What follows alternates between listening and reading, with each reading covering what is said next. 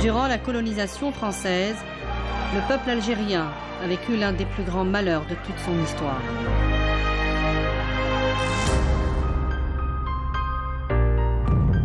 Dès l'invasion en 1830, dépossédé de ses biens et de ses terres, il va subir des massacres en masse, enfumades, emmurades et famines, un génocide qui ne dit pas son nom. La France coloniale a déstructuré toute une société pour la servir. Elle a tenté de travestir sa mémoire millénaire. Elle a causé des traumatismes encore vivaces de nos jours.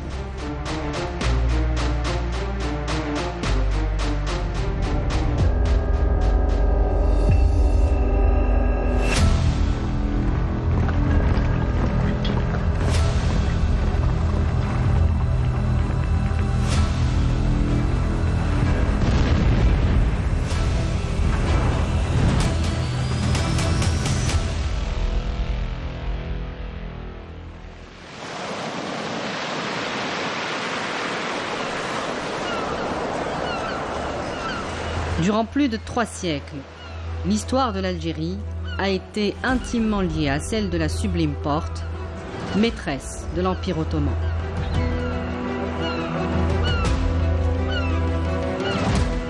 L'Algérie était le rempart et le pilier des forces musulmanes en Méditerranée contre les tentatives de colonisation des forces chrétiennes.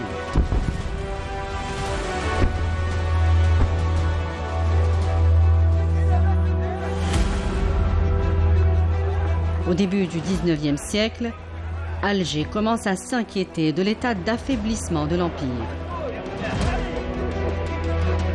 Les attaques répétées des Occidentaux sur Alger déstabilisent le commerce extérieur. Le Beylicat est en crise. Que pouvait être la vie d'un Algérien avant 1830?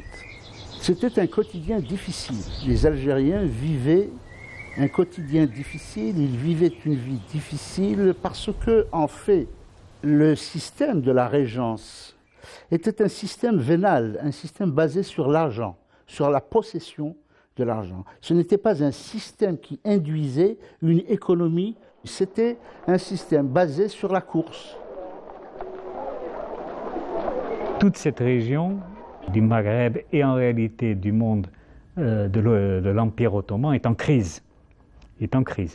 Les défaites militaires, les crises économiques, le décollage industriel qui est à ses débuts en Europe, le décalage qu'il y a entre les armées, l'armée ottomane d'une manière générale et les armées européennes de l'Ouest. La puissance de la marine ottomane n'était plus la même. Et Alger, qui était considérée comme une ville, al-Mahrousa, disait-on, une ville bien gardée, bien défendue, c'était fini ça. C'est-à-dire que certains historiens disent qu'il n'y avait pas plus de 5 chebeks dans le port d'Alger, qu'il n'y avait plus cette puissance. Et disons que les armées coloniales qui vont devenir colonialistes, qui vont occuper le pays par la suite, qui vont attaquer le pays, donc ces armées étaient conscientes de l'affaiblissement considérable de la régence. Lorsque la France débarque en 1830 dans la presqu'île de Sidi Fredj, l'Algérie est sous régence de l'Empire ottoman. Pour justifier cette expédition, la France va construire une légende autour de cette invasion. Elle va la dénommer l'offense du coup d'éventail. D'abord, le coup d'éventail est une mascarade, le gros mensonge un peu des colonisateurs pour justifier cette invasion surprenante. Les historiens ont masqué sciemment la conquête et le besoin, le désir et la décision de la conquête par ce fameux coup de chasse-mouche ou d'éventail. C'était plutôt un chasse-mouche qu'un éventail, disait-on. C'est pas un coup d'éventail. Si ça avait été un coup d'éventail, le consul aurait été au mieux il aurait été au mieux assommé.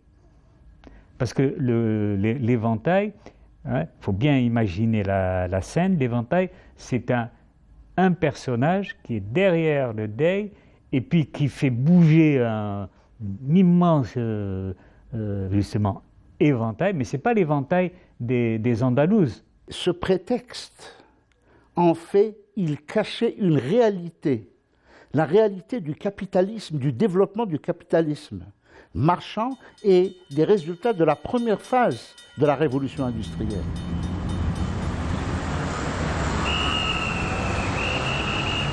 Sous Napoléon Ier, il y avait des convoitises sur le territoire algérien. Et en 1808-1809, ils vont envoyer un espion que je nommerai un espion géographique, parce qu'il va faire des relevés topographiques pour conseiller les militaires, pour situer un peu la zone de pénétration et de conquête.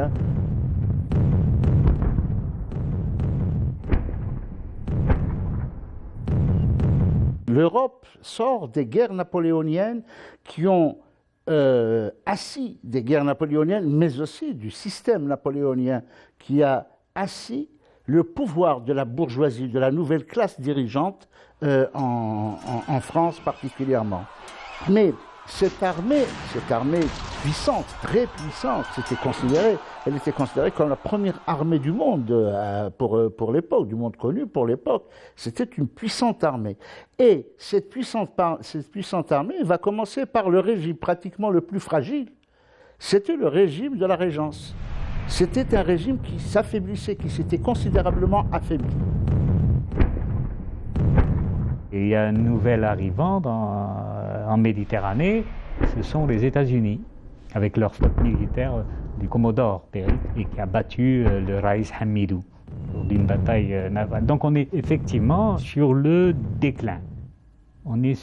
J'aime pas trop le mot déclin, mais enfin, on n'a pas su, mais ça ne vient pas du Dey d'Alger, c'est tout l'Empire ottoman qui ne peut plus réagir devant la force de l'Europe.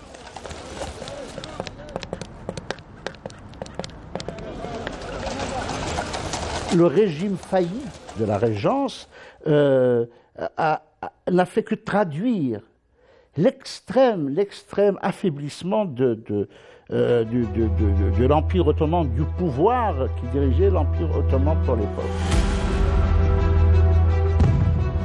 En juillet 1830, lors de l'invasion d'Alger par les militaires français, les appétits s'ouvrent. On va vers l'expropriation des terres. Pour les généraux, l'Algérie est un territoire vierge à conquérir. Quant aux autochtones, ils sont qualifiés d'indigènes. Une populace sans mémoire ni culture. C'est pas une conquête, c'est bien une invasion. Et on va conquérir quoi? Il y a un État en face, contrairement à ce qui peut se dire jusqu'à nos jours. Il y a un État, il y a même des consuls à Marseille, qui sait ce qui se passe en France, qui a des consuls à Gibraltar, qui a des consuls à Majorque, l'île de Baléares, la grande île de Baléares, qui l'informe de ce qui se passe. Qui l'informe de ce qui se passe en Europe et des préparations de l'agression militaire. Et pour le dernier détail, ce qu'on sait, c'est que le bey de Tripoli lui a envoyé une lettre au Dey d'Alger, et dans laquelle il lui dit 1, je peux rien, voilà, ils vont t'attaquer. 2, je peux rien pour toi, je peux pas t'aider, moi-même j'ai des problèmes. 3, méfie-toi de Mohamed Ali, l'Égyptien, parce qu'il a envie de s'associer à cette invasion pour prendre sa part. Et surtout, ne compte pas sur le bey de Tunis. C'est vous dire un peu que ce coup d'éventail, c'est le prétexte qui est brandi par les Français, par les historiens français, malhonnêtes, entre les guillemets, pour dire nous devions laver un affront parce que le Dey Hussein a administré un coup d'éventail au consul de Val. Et la dette, la créance continuait à revenir chaque année et ça a un peu mis en colère le Dey Hussein parce que l'Algérie avait fourni des quantités importantes de céréales, de blé aux Français qui refusaient d'honorer cette créance. Ils étaient conscients en fait, parce que ceux qui vont venir après, nous sommes 15 ans après la débâcle de Waterloo, de l'armée napoléonienne, de la grande armée napoléonienne. Donc, il y a eu renouvellement des troupes, et ces troupes n'avaient aucune culture. Il y avait parmi l'écrasante majorité des soldats qui vont venir ici. L'écrasante majorité ne parlait pas le français, ils parlaient les dialectes, l'occitan, les langues régionales de France, n'étaient pas. Donc, et puis, ils ont vu ensuite, au contact de la population, ils ont vu le niveau culturel, le réel niveau culturel. Les Algériens n'avaient pas ce problème d'être ignorants ou illettrés dans leur pays. Les écoles étaient abondantes, les gens étaient instruits, cultivés, et il y avait la présence d'une aristocratie et d'une élite. C'est l'idéologie qui va les porter vers... Ils ont besoin de se convaincre qu'ils ont en face d'eux des gens incultes, etc. Mais en réalité, ce sont les historiens qui vont construire tout ça après. C'est pas forcément les militaires. Mais ça va justifier, le dire, va justifier les massacres. Mais l'armée française a l'habitude de massacrer. On sait ce qu'elle a fait en Espagne, on sait ce qu'elle a fait dans l'île d'Haïti, Saint-Domingue. On sait comment toutes ces armées, chaque fois qu'elle intervient, elle réduit les populations à moins que rien, disons. Et la femme, elle tue, elle massacre, etc. L'idée qu'on doit se faire de ce peuple qu'on va asservir ne peut être que négative. Il faut qu'elle soit négative pour que les gens acceptent les crimes odieux qui vont être commis après.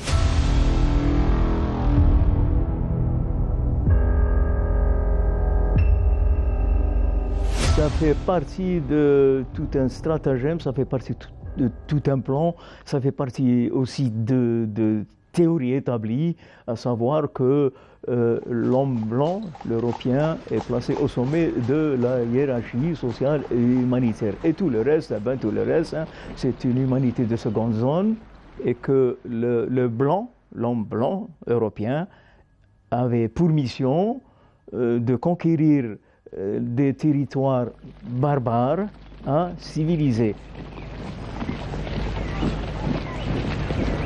Pour le colonialisme, la justification de toutes les conquêtes ont été, oui, c'est une terra nullius. Ensuite, on avait habillé le racisme des oripeaux de la science. Et c'est toute la théorie des théories de Montesquieu, d'un certain nombre de philosophes, qui ont y compris de Darwin, qui ont justifié les conquêtes par l'indigence de nos cultures. Ils se sont posé même la question de savoir si nous étions des êtres humains comme eux, c'est-à-dire est-ce que nous étions doués de raison. Et il y avait des conclusions assez déconcertantes pour l'époque. Donc cette idée d'inculture de l'Algérie s'est répandue par la suite.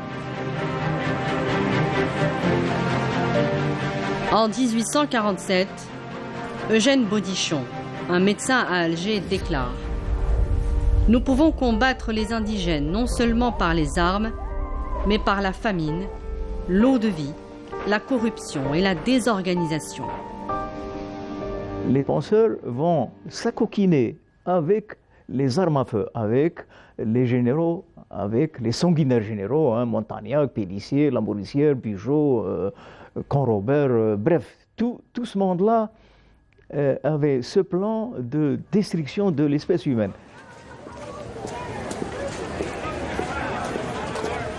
La décision de faire de l'Algérie une colonie de peuplement ne date pas de 1848, c'est-à-dire de la transformation du pays en trois départements français. Non, ça datait d'avant. C'est-à-dire, on s'est dit, tiens, c'est possible de faire cela. C'est possible de créer, de remplacer ce peuple par un autre peuple. Et vont intervenir ceux qui réfléchissent. Parmi eux, Alexis de Tocqueville et Eugène Boudichon, un docteur qui va recommander aux politiques et aux militaires de ne pas intervenir si jamais il y a une déclaration d'une famine, à savoir qu'il faut laisser périr les Algériens, les indigènes, d'inanition et de famine. Ça va leur économiser les cartouches et les armes à feu, et on laisse passivement mourir des familles, des tribus entières.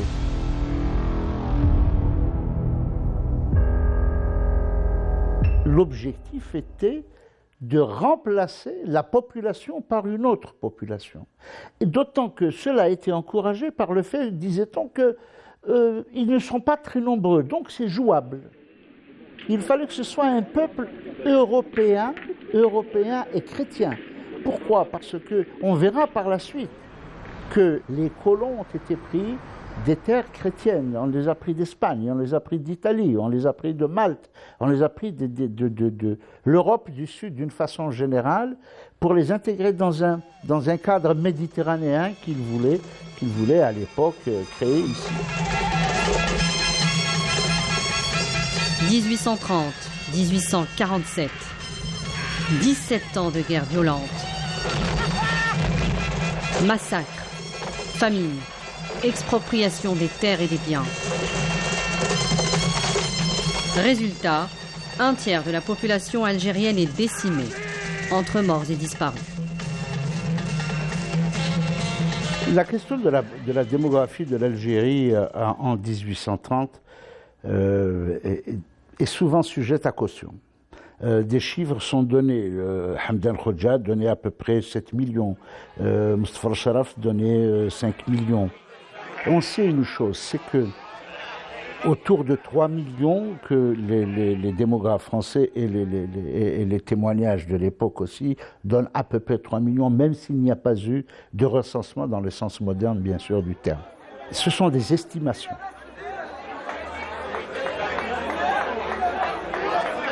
La démographie historique, il n'y a pas de statistiques. On ne peut que faire des évaluations. C'est ce qu'on peut faire. Et avant Kamel Kateb, bon, c'est ce qu'écrivait également un historien français, Pied Noir, Iacono. Lui aussi, il disait il y a 3 millions d'habitants. Mais ça, c'est un débat beaucoup plus lourd et qui nous entraînerait très loin.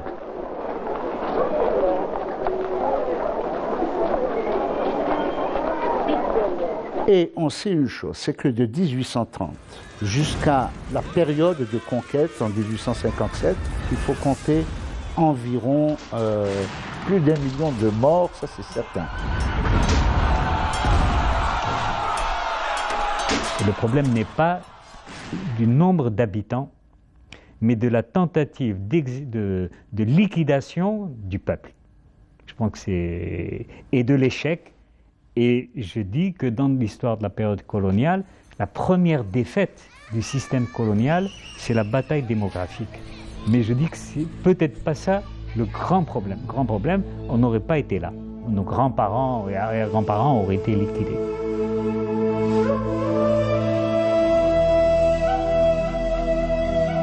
Les massacres collectifs ont été considérables.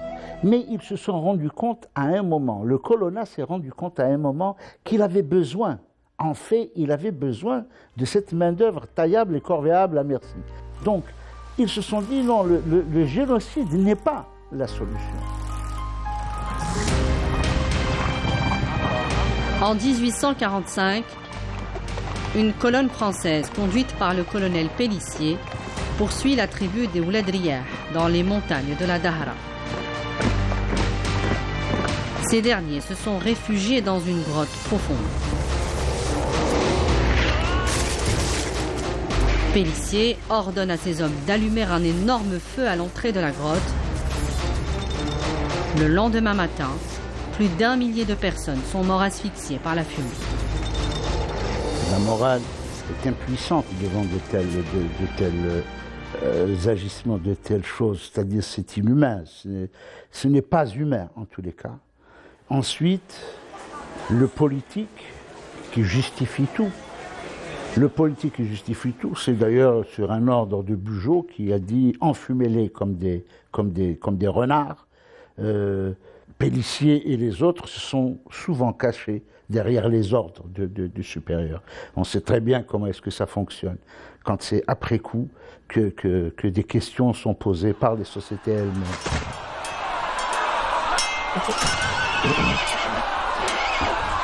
Pélissier a donné l'ordre d'enfumer les grottes. Ils ont demandé eux-mêmes d'enterrer. Et puis, à la fin, il n'y avait plus de feu, mais c'était surtout la fumée. La fumée et puis les animaux qui se sont mis à tuer tout le monde. Hein. À la fin, ils ont tiré tout ce qu'ils ont pu tirer. Il y a à peu près plus de 700, presque 800 cadavres.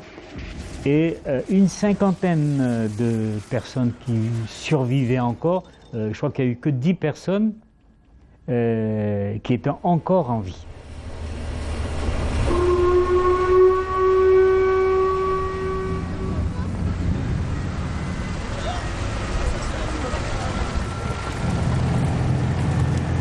Ça ne va faire scandale que parce que ça va arriver à Paris. Et c'est là qu'il va y avoir un grand débat. Qu'est-ce que l'armée française a fait? Mais en réalité, l'armée française l'avait fait avant. Hein, et l'armée française va le faire après, avec les emmurades dans la région de Guénès-Mostaganem. Alors là, c'est le général Saint-Arnaud, je cherchais son nom, qui lui, il va dire, personne ne sortira vivant.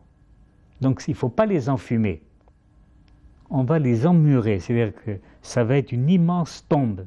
Je veux simplement dire qu'il ne faudrait pas que cet acte inqualifiable puisse maquiller tous les autres actes qui étaient tout aussi inqualifiables.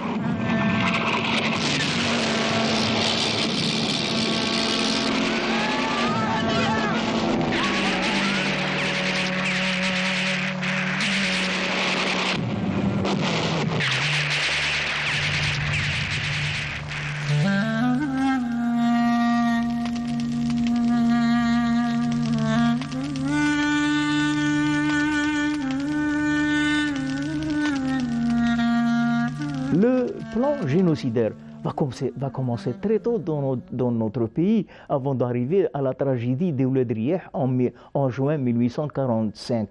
Très tôt, pourquoi? Clausel va engager une opération de destruction de l'espèce humaine à Blida. Ça va suivre avec la tribu des Aoufiya en 1832. Les militaires français, ordonnés par le duc de Rovigo, ils vont surprendre la tribu des Aoufiya à Maison Carrée dans leur campement paisible pour être décimés pendant toute une nuit. Et les soldats français vont commettre l'innommable en égorgeant les femmes, les enfants et les vieillards.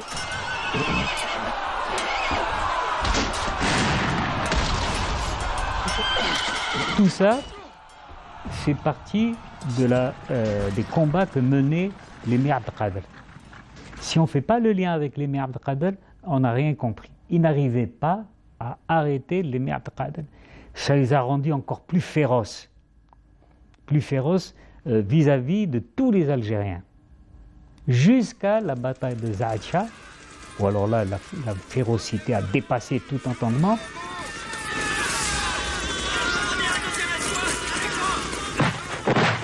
J'ai parlé de Saint-Arnaud tout à l'heure, dans une de ses lettres, parce qu'il a beaucoup écrit en plus. Il dit, voilà, j'ai perdu un galon parce que cet imbécile d'arabe m'a raté, il m'a blessé.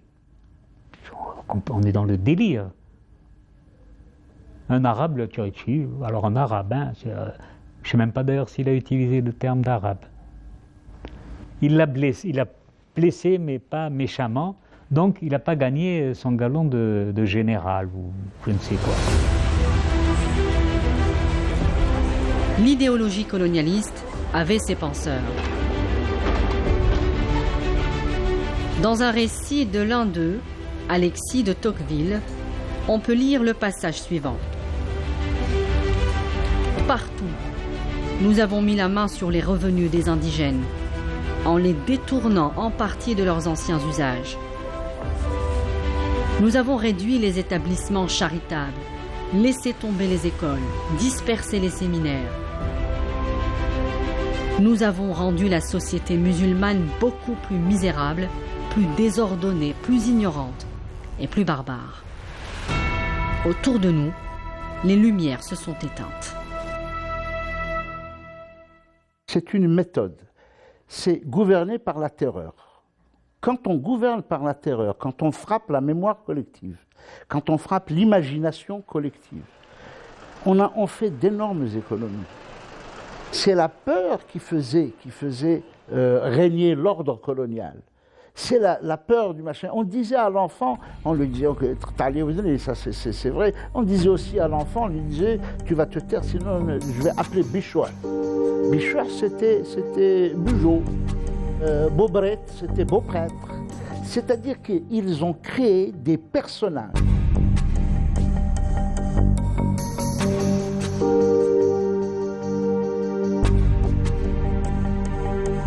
On a un témoignage dans un documentaire d'un soldat français qui dit qu'il était dans un village européen.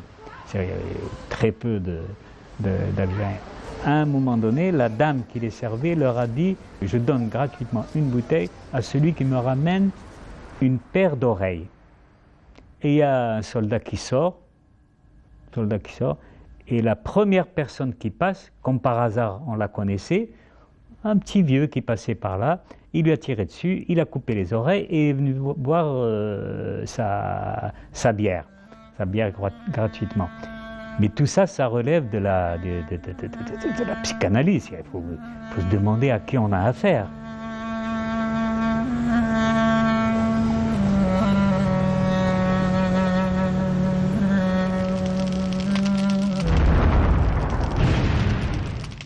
Par la science, par la culture, on peut combattre l'obscurantisme, on peut combattre la peur, on peut combattre une multitude de choses. Donc il fallait supprimer la culture.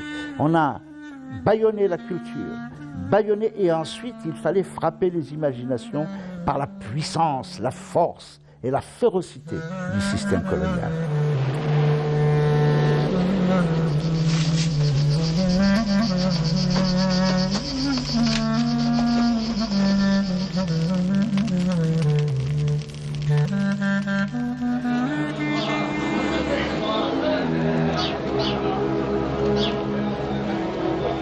Durant les années 1867-1868, la sécheresse est totale.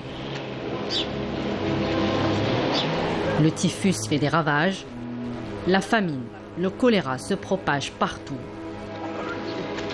C'est l'apocalypse. 500 000 Algériens sont morts de famine, une hécatombe.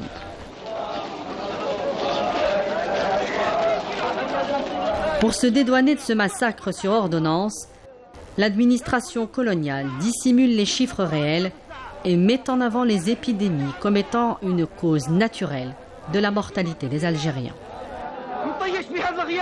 Selon Djilal Issari, la désorganisation agraire reposait sur 3 facteurs, à savoir l'introduction de la loi du marché. Qu'est-ce que cela veut dire, le marché libre? Cela veut dire que toutes les récoltes, il faut les rafler. Or, avant 1830, connaissons cette contrée pour son irrégularité de la climatologie. Dans 6 récoltes, il y a 2 récoltes favorables, 2 ou 3 récoltes désastreuses. Donc les Algériens avaient un régulateur qui s'appelait la matmora. La matmora, c'est un silo souterrain où l'on entreposait des excédents des céréales pour épuiser pendant la période des vaches maigres. Le système colonial, tablant sur le marché libre, devait interdire l'existence des silos.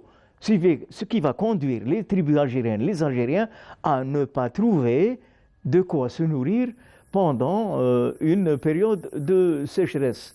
C'est dramatique.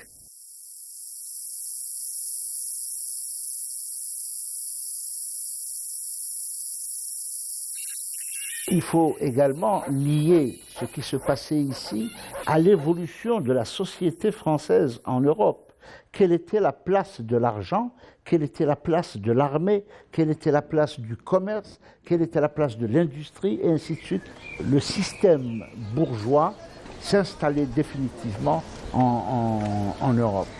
Et ce système bourgeois copiait considérablement le système aristocrate qui avait été renversé par l'exécution du dernier Capétien, du dernier roi Capétien. Et ils ont donc forcé considérablement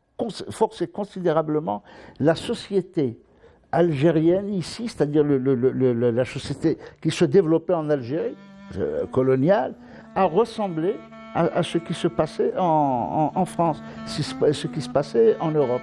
Et c'est ainsi qu'on va arriver à un appauvrissement considérable.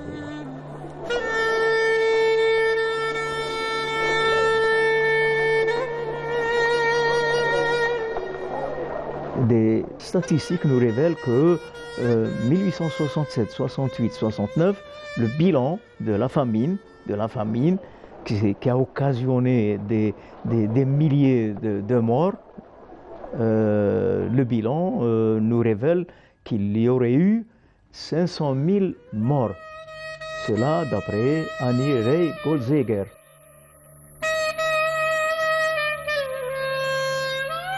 En fidélité au message et à la théorie de Bodichon, on va laisser périr uniquement les Algériens. Et cela à cause d'une désorganisation systématique du système agraire. L'administration a provoqué cette famine, donc elle ne peut pas réagir. Bon, bien sûr, je suis agressif. Comment qu'on provoque une famine? C'est effectivement ne distribuant pas là où il faut ce qu'il faut.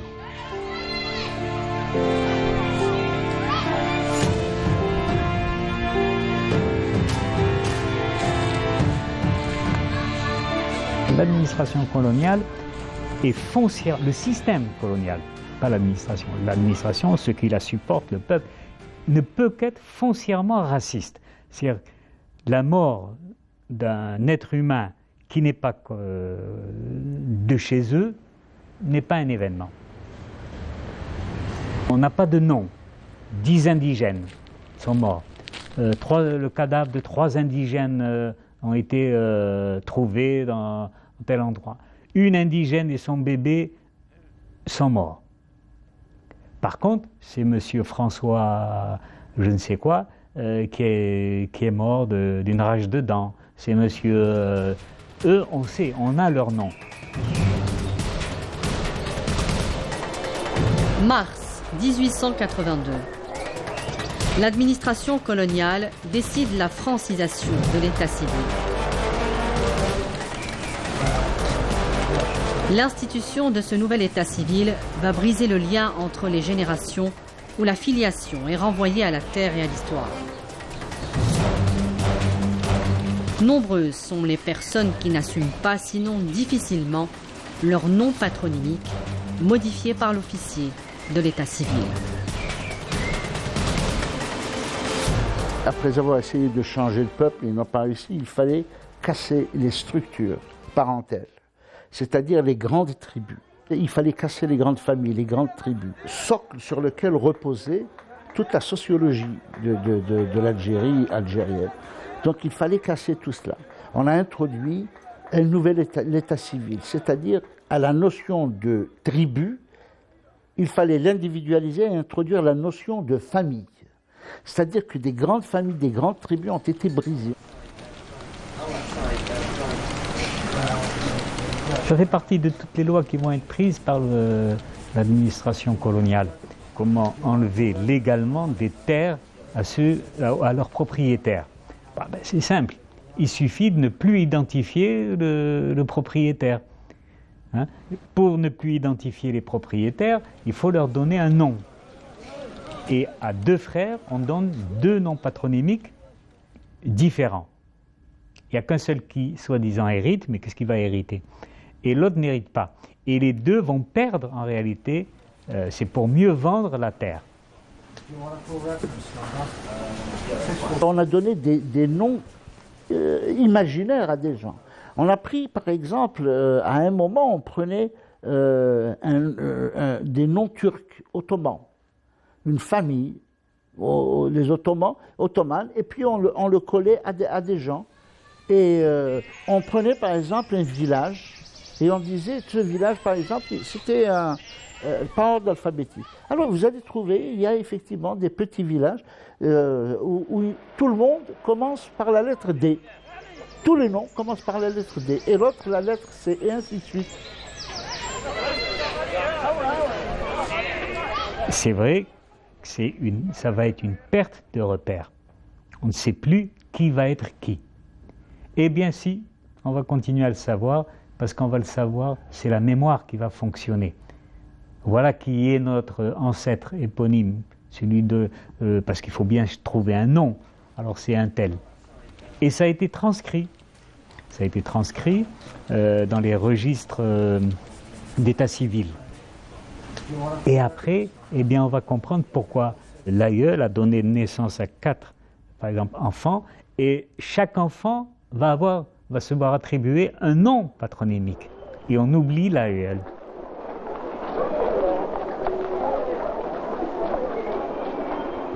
S'il n'y avait pas de nom de famille, s'il n'y avait pas une histoire des familles et des tribus, comment Ibn Khaldun aurait écrit l'histoire des Berbères? Comment il l'aurait écrit? Quand il remonte la filiation pendant des siècles, comment il aurait fait? Comment est-ce que se faisait la transmission des héritages si ce n'était pas des familles? Les cadis tenaient. Il y avait un état civil qui existait. Dans les archives qui ont été transférées, ou qui ont été détruites souvent, ce sont les archives des cadis, des notaires de l'époque. On a détruit ces états civils, on leur a substitué un état civil basé strictement sur la cellule familiale, ce qui se faisait en Europe.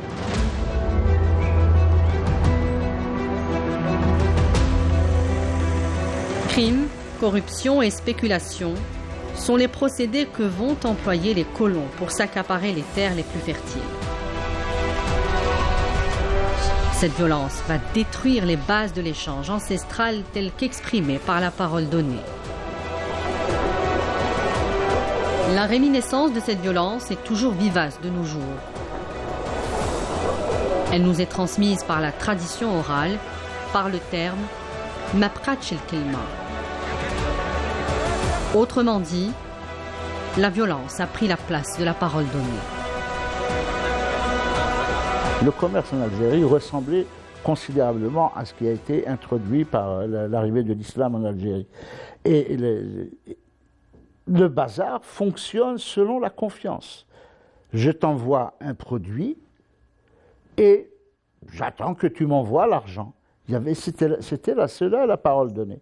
Mais à partir du moment où on brise cela, on brise les échanges intérieurs. C'est-à-dire que qui est le nouvel intermédiaire? Le nouvel intermédiaire sera le colon, sera le négociant, celui qui va négocier. Et le négociant va travailler avec la métropole. Donc ça expliquera par la suite qu'on trouvera tout à fait normal que le produit national, que le produit d'ici est transféré vers l'extérieur parce qu'on va vous donner de l'argent en échange. C'est immédiat. C'est-à-dire que c'est tout à fait nouveau, ce qui a été introduit est tout à fait nouveau. L'histoire de la parole donnée est fondamentale. Ça ne veut pas dire qu'on ne faisait pas des écrits. Ça ne veut pas dire qu'on n'écrivait pas que telle terre appartient à telle tribu ou telle personne. Ça existait, tout existait. Mais la parole donnée, c'est ce qui structure fondamentalement nos... Tu m'as dit, c'est comme ça, eh bien ce sera comme ça. La première victime, la grande victime de la parole donnée, ça va être l'émir Abdelkader. Le reniement de la parole a lui aussi commencé très tôt avec De Bourmont, lequel De Bourmont va promettre aux Algériens que tous leurs droits seront respectés, leurs biens, leur religion, leur commerce, mais au lendemain même de l'occupation de la ville d'Alger, le 5 juillet 1830, je dirais au lendemain même, la ville est livrée au un saccage systématique et un pillage systématique.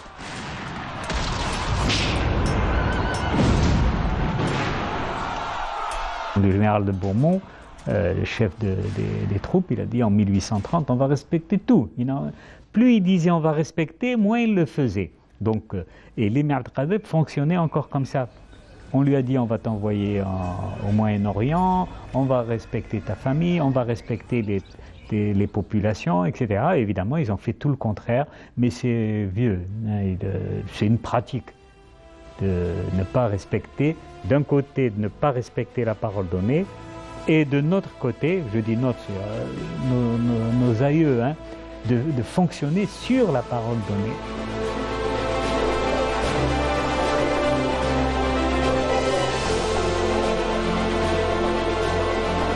C'est par la force que des Algériens sont arrachés à leur milieu familial, à leur terre, pour prendre le chemin des champs de bataille ou pour travailler dans les usines françaises d'armement. C'est la Première Guerre mondiale, la Grande Guerre.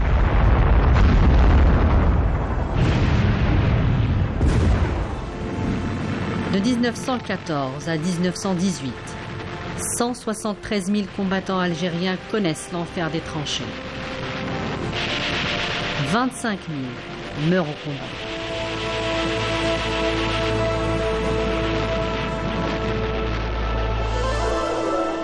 En Algérie, la population est sérieusement touchée par la famine.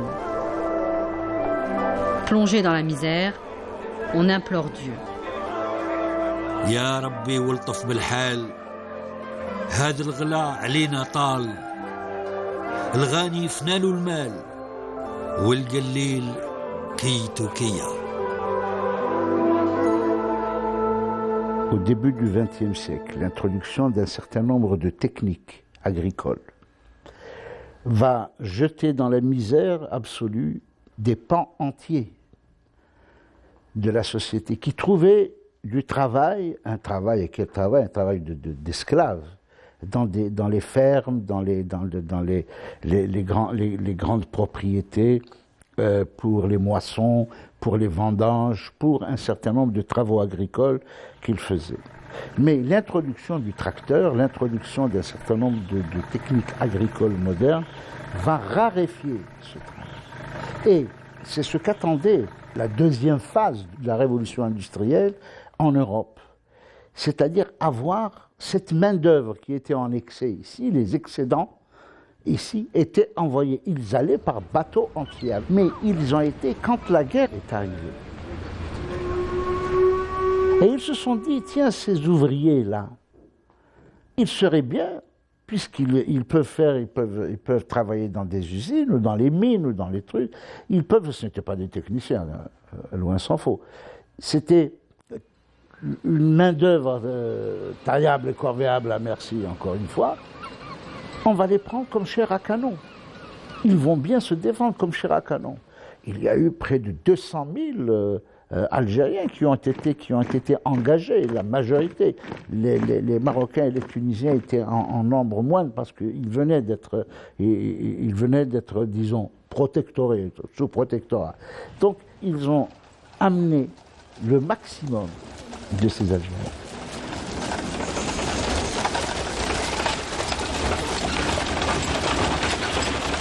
Bien entendu, pendant qu'ils guerroyaient, ils ne travaillaient pas. Donc le très peu de subsides que rapportait l'argent, que rapportait leur travail à l'usine ou dans les mines, le très très peu d'argent qui avait disparu. la solde ne compensait pas les rémunérations au niveau des usines ou au niveau des mines ou autre occupation.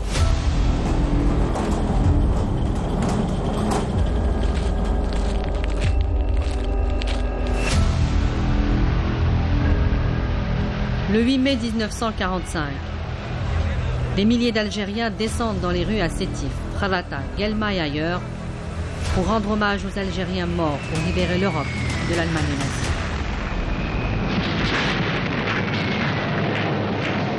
Les manifestants brandissent l'emblème algérien en chantant Minji Bellina, un moment fondateur de l'esprit d'indépendance. L'administration coloniale, aidée par des milices, se livre alors à des représailles d'une rare violence. Ils commettent viols, lynchages et exécutions sommaires. Le bilan des victimes est lourd. 45 000 morts.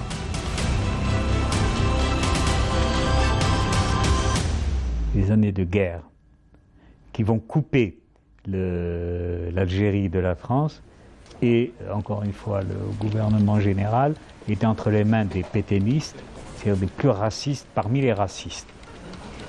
Et donc le destin des Arabes va revenir, comme au XIXe siècle. On n'a qu'à s'en débarrasser.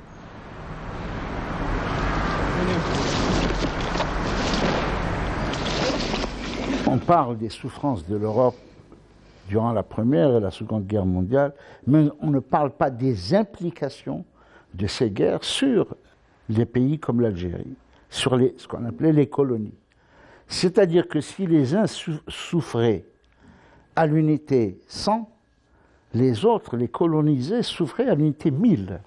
C'était infiniment plus. Il y avait le ticket de rationnement en France. Et le beau, ce qu'on appelait le beau, ou ticket à l'époque, c'était dérisoire par rapport à ce que touchait, ce à quoi donnait droit le ticket en France. Et ce n'était pas tout le monde qui avait droit au ticket de rationnement.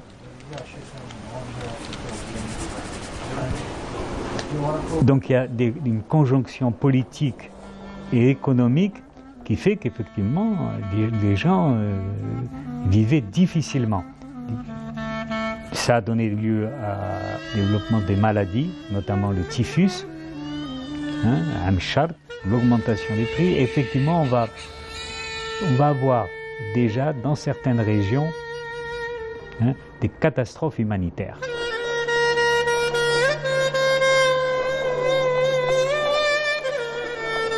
Pendant ce blocus économique, pas de savon, pas de tissu. J'ai trouvé ça dans les archives. C'est M. Ahmed Boumenjel qui était gêné par des parents qui lui rendaient visite et quelqu'un lui avait confié ceci, qu'il ne pouvait pas rencontrer face à face sa fille ou ses filles parce qu'elles n'avaient pas d'habits ou de vêtements décents pour cacher leur nudité.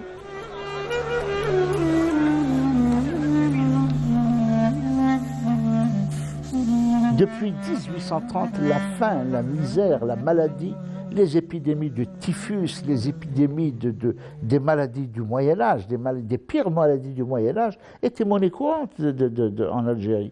C'était vraiment monnaie courante.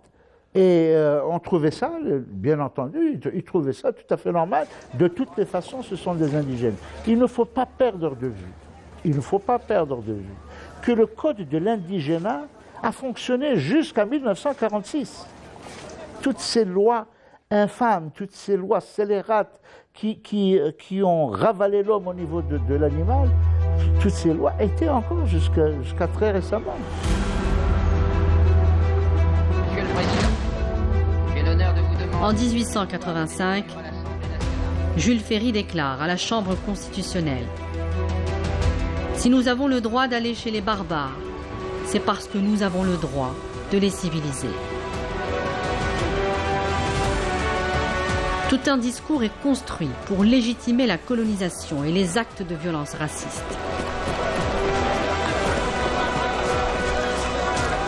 On retrouve cette violence dans des mots comme sarrasin, sherqiyin, bico, tête de melon, tronc de figuier, bougnoul. Toute une taxinomie pour rabaisser l'autre et l'asservir. Il y a toute une rhétorique, tout un langage colonial et colonialiste, toute une idéologie qui enveloppe, qui va envelopper ça sous des vocables, sous des théories. Et on a sorti des dizaines. Vous prenez par exemple la notion de génocide. La notion de génocide, elle ne commence qu'à partir du début du XXe siècle. Elle ne concerne pas ce qu'ont fait les Cortés, ce qu'ont fait les anglo-saxons aux États-Unis, en Amérique du Nord, ou ce qu'ont fait les Espagnols ou les Portugais en Amérique du Sud, en Amérique latine. Ça ne concerne pas. On dit non, ça ne concerne pas, mais on va parler du génocide. Bon, par exemple, on va parler, bien entendu, de ceux du XXe siècle. Tous ces mots, en fait, tout cela, c'est exactement la même chose, dans le même sens. On a dit, oui, les enfumades, les trucs, c'est Pélissier, c'est Cavaignac, ils ont responsabilisé des individus, des personnes, pour éviter de responsabiliser l'État. Ce ne sont pas des individus, ce n'est pas M. Papon, le préfet de police de Paris, je m'excuse de la digression, qui a fait le 17 octobre. M. Papon a obéi à des ordres, ça se passait sous les fenêtres de l'Élysée, ça se passait en plein au cœur de Paris. Comment le pouvoir politique n'était pas au courant de ce qui se passait, de la tuerie qui se passait? C'est exactement la même chose. Alors on va trouver des noms, on va trouver des trucs, on va dire oui, la torture c'est Bijard. Non, la torture c'est l'État français. Le colonialisme c'est l'État français. Et c'est très peu que de dire c'est un crime contre l'humanité. C'est beaucoup plus que ça, parce que c'est un crime organisé. Ce n'est pas un accident. La colonisation n'est pas un accident de l'histoire. Ce n'est pas une fatalité. C'est une chose réfléchie, pensée, voulue et acceptée par le pouvoir politique en France.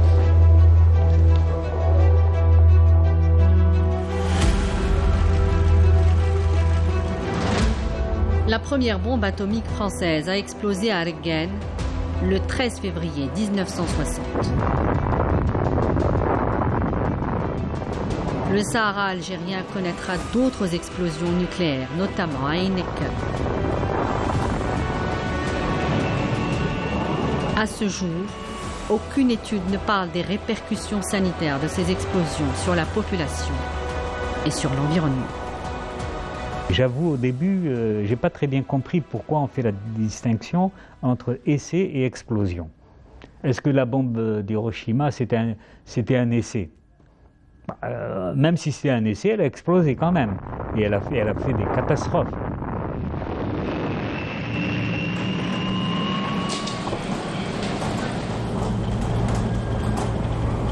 Quand c'est un essai en laboratoire, si ce n'était que des essais. Et j'aurais pu faire ça dans la région parisienne. C'est un essai. Donc là, ce ne sont pas des essais. C'est exactement 10 fois la bombe d'Hiroshima. Je crois bien que celle de Gerboise Bleu, c'est 10 fois la bombe d'Hiroshima.